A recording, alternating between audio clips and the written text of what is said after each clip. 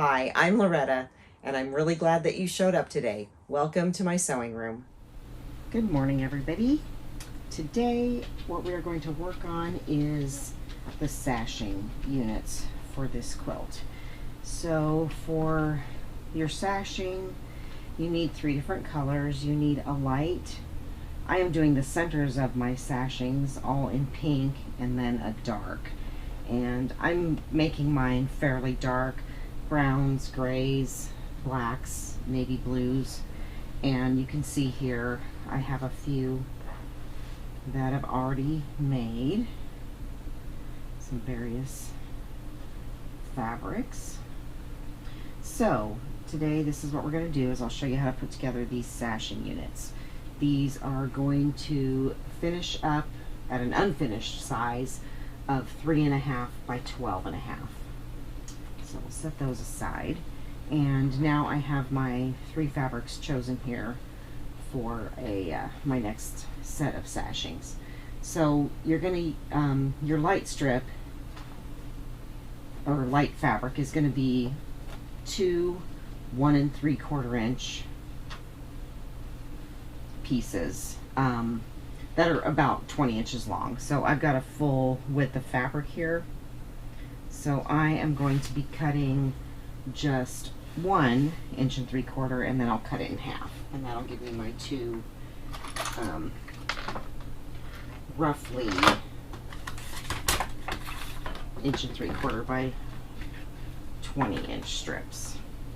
So first thing I'm going to do is go ahead and square up the end of my fabric. Just pick a line on my ruler, line that up along here on the bottom with that fold. I'll make sure I get a 90-degree angle and trim off that little bit of excess. Then I'll use this ruler to measure my 1 3/4 inches.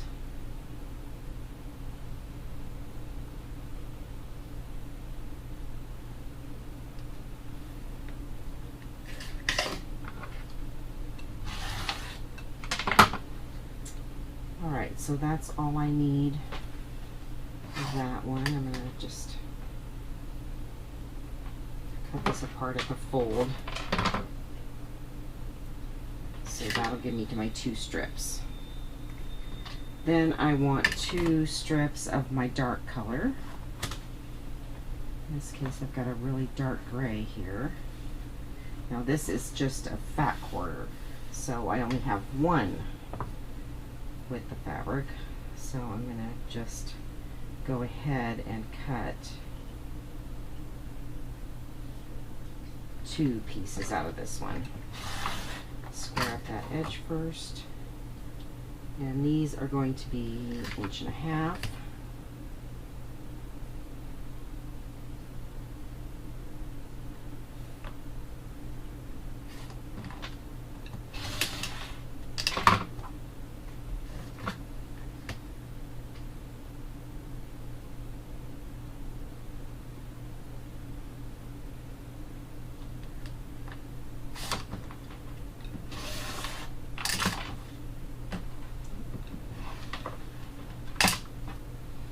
Alright, there's those, and then I need just 1 strip of the pink. This is a full width of fabric, got a 1/2 yard of this one, so I'm just going to cut 1 strip, but I'm only going to use half of it.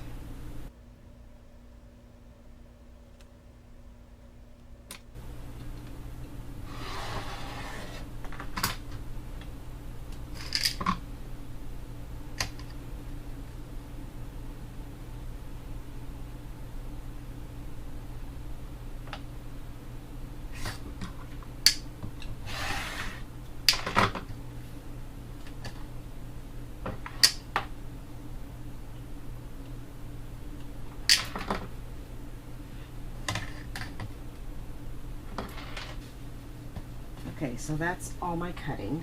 So I've got my 2 light ones.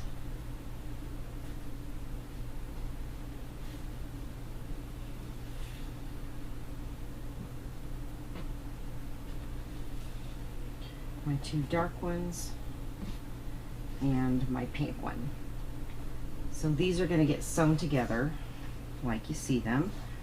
I'm going to do the light, the dark, the pink, the dark, and then the light. And so that'll give you a strip set. And then once we get this strip set sewn together, we'll cross cut these into the segments, and I'll show you how to construct this block.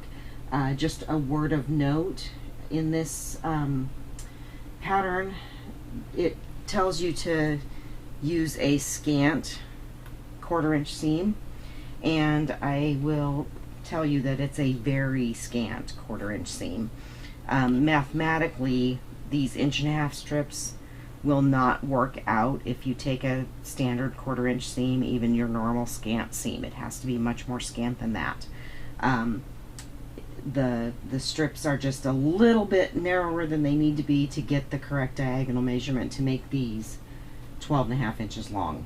So so it is a very, very scant 1/4 inch seam allowance. And I will let you know when I'm sewing mine together what my seam allowance is on my Bernina, what the settings are that I'm using.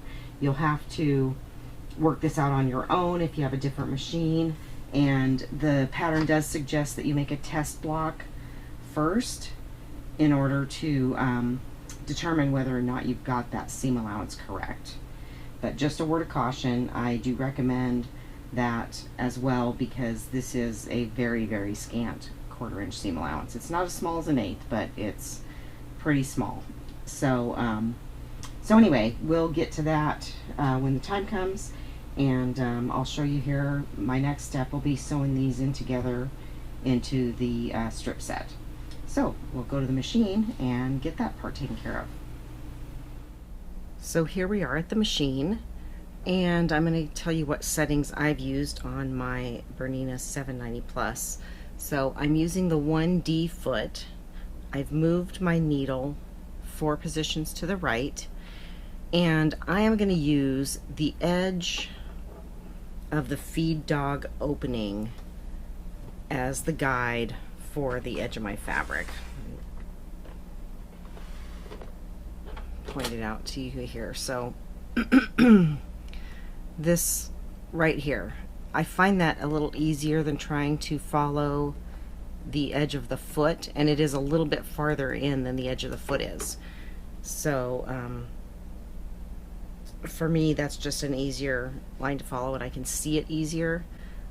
I've started with a scrap of fabric, and with those settings and following the edge of that feed dog opening, I'll stitch all of these seams, and these are going to get pressed away from the dark strips,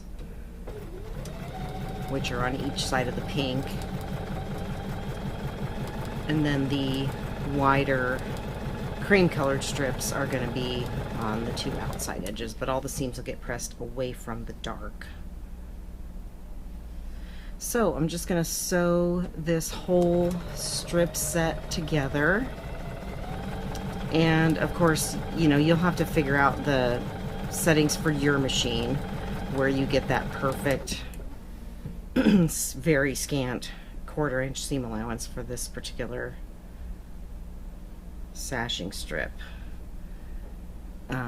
So I do recommend doing some practicing first so that you end up with the correct size of strips.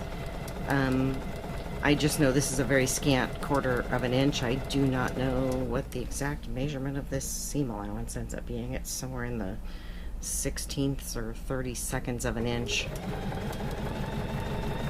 That's how odd it is, but it's because mathematically this block does not work with these 1.5 inch strips. So once we get all this sewn and pressed, we're going to cross cut it, and I'll come back and we'll show you that next step. Okay, now I have my strip set sewn. I've pressed everything away from the dark. And now I'm going to cut my cross-cut units. So the first thing I'm going to do is square up this end, laying a line on my ruler along one of those horizontal seam lines. Make my cut. Now I'll use this ruler, and these are going to get cut at 1.5 inches. And I'm just going to make sure as I'm cutting these that the line on my ruler matches up with that horizontal seam line. That way I'm ensuring that I have a 90-degree cut that's perpendicular to those seams. So we're going to cut 9 of these.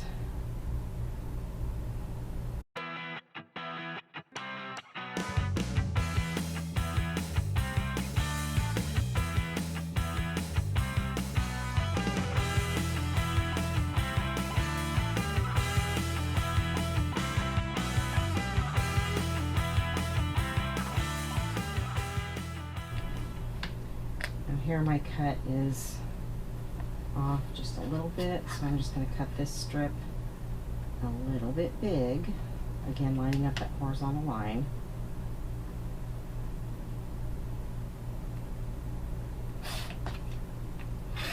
Make my cut, then I'll just turn this strip around and cut it to the 1.5 inches that I want it to be.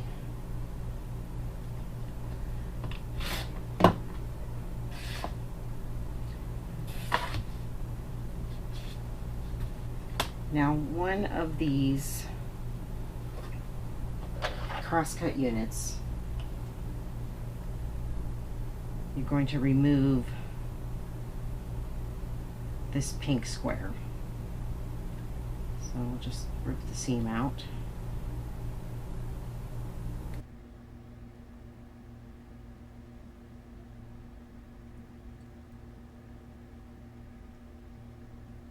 So that seam's out.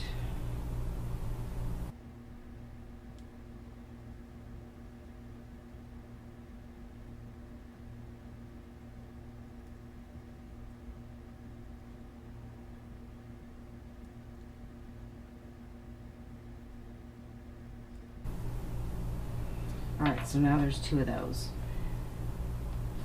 These are going to get offset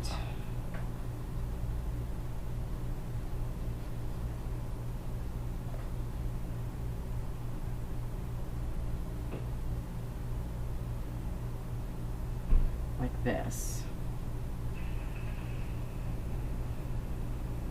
And the pieces like this will go on the end. And there's a diagram in the pattern for you to follow.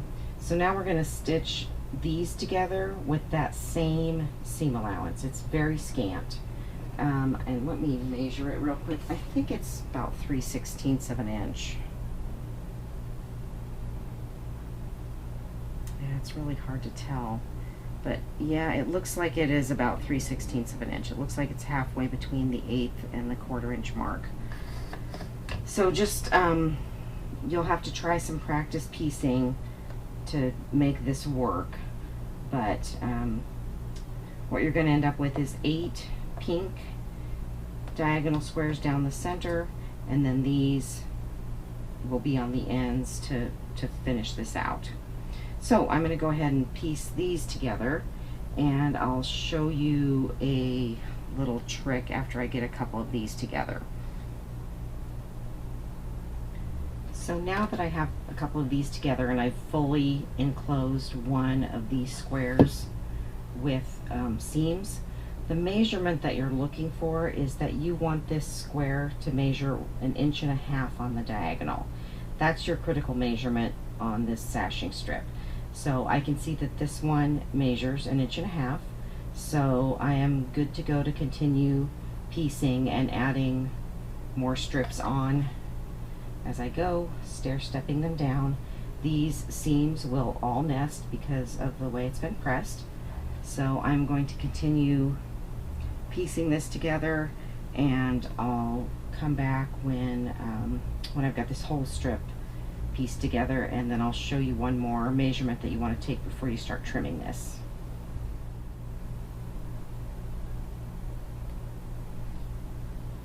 Okay, now this sashing strip is pieced.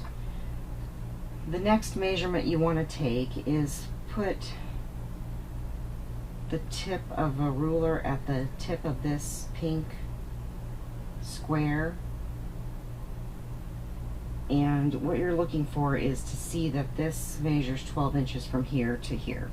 Mine's actually just a little bit too long, so it's about 1/8 of an inch too long. So what I'm going to do is I'm going to go through here and I'm going to just take a tiny bit deeper of a seam allowance in a couple of places on here, and that is going to just take up some of that excess. You'll never see the difference, it's going to be just the tiniest bit, but I'm just going to go and just take a little tiny bit more seam allowance, and that'll eat up some of that extra bit that I've got there. Remember too that all of this is on the bias, so you do need to be very careful about stretching it.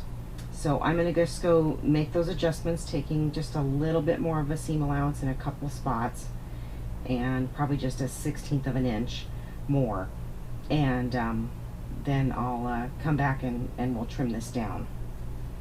Okay, so now I've just taken a slightly deeper seam allowance a couple times across here, and now from the corner of that pink square to the corner of this pink square is my 12-inch measurement. So now we're ready to trim this up. So what I did at my machine in order to take that slightly deeper seam allowance is my machine was already set with the needle 4 clicks to the right. I just put it 3 clicks to the right, used the same lining up right at the edge of that feed dog opening, and that's how I took that slightly deeper seam allowance. And again, you'll be making a practice sashing strip, which will help you determine for you what those correct measurements are and what those seam allowances should be. Because remember, your cutting is going to play into your seam allowance as well. So what I'm doing here is I've got these two 45-degree lines on my ruler that line up here. I'm putting that point where those two intersect at the tip of that pink square, which gives me a 1/4 inch at the end to the edge of the ruler. So I'm going to just trim off that excess, and then I'm going to go to the other side and do the exact same thing.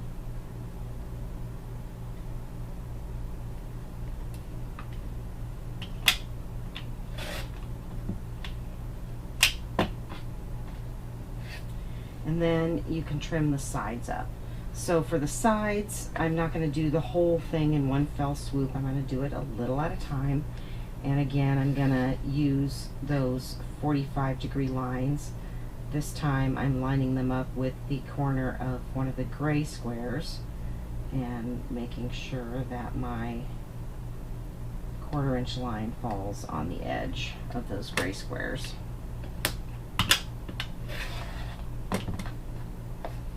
Trim a little bit, move up,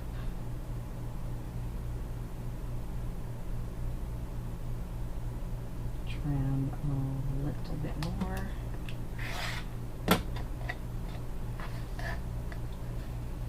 I'll do the final trim.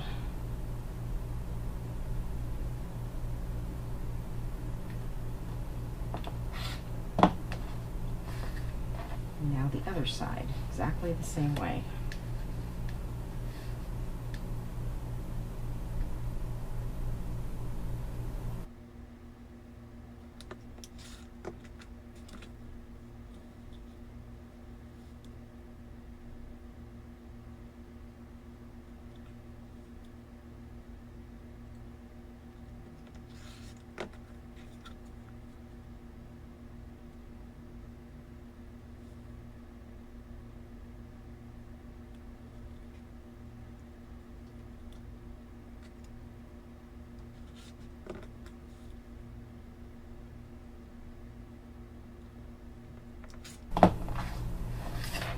So that's the finished piece now. I actually accidentally cut a little bit too much there, but that will be caught in the seam allowance, so I'm not worried about it. These are bias. You're just going to have to be very gentle with them until you get ready to sew them into the quilt. So I lay mine flat, stacked up together. They go inside of a plastic project box, and they are just going to sit there for a while until I get to the place where I'm ready to piece this whole top together. So that is how you put the sashings together, and I have to apologize for having been gone so long. I was on vacation for several weeks, and then there was just a lot of catching up to do when I got back home, so it took me a while to get caught up on things enough where I had the time to make another video. So I hope you've found this information helpful and useful, and please like, share, and subscribe. That really helps a lot. I'd like to spread the word about this. I enjoy doing these videos, and I'd like to have more people watching. So thank you very much, and enjoy your journey with this quilt. There's really not anything else to show you until we get to the final piecing of putting the top together. The cornerstone stars are exactly the same as the corner stars for the big blocks, except that they're slightly smaller. I used the Deb Tucker Lemoyne Star ruler for those, and there are instructions on that pamphlet to get those stars to that exact size. They'll be 3.5 inch unfinished, 3 inch finished, which is the same width as these sashing strips. So anyway, it's going to be a while before I get all these blocks done. In the meantime, I'll be starting another series of videos for the next quilt project, and I'll continue making star blocks until I get enough made to put this quilt top together, and then I'll join you guys in that as well. So enjoy your making of the Star Up on Stars quilt, and I'll see you later. Thank you.